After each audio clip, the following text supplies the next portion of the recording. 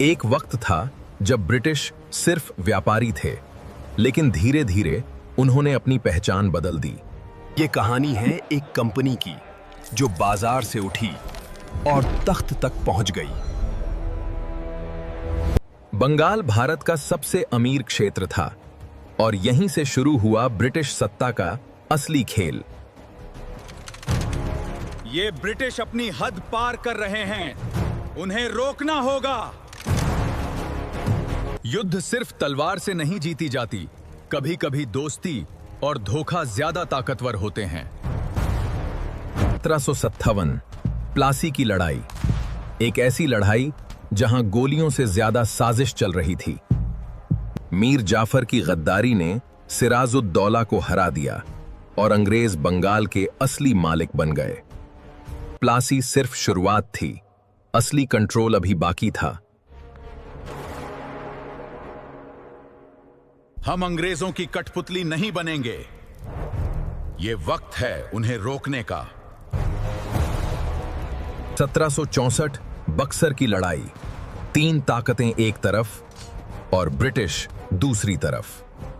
अंग्रेजों की निर्णायक जीत हुई। उन्हें बंगाल, बिहार, ओडिशा की दीवानी का अधिकार मिल गया। अब अंग्रेजों के पास पावर थी, पर जिम्मेदारी नहीं। टैक्स हम जमा करेंगे, लेकिन एडमिनिस्ट्रेशन नवाब संभालेगा। पर हमारी सुनेगा कौन? इस सिस्टम को कहा गया डुअल गवर्नमेंट, जहां रेवेन्यू ब्रिटिशर्स के पास और एडमिनिस्ट्रेशन नवाब के पास होता था। ब्रिटिशर्स ने सिर्फ युद्ध ही नहीं लड़े, उन्होंने नियम भी बनाए। हम आपको सुरक्षा देंगे, बस आप अपनी आर्मी हटा दीजिए और हमारी रखिए।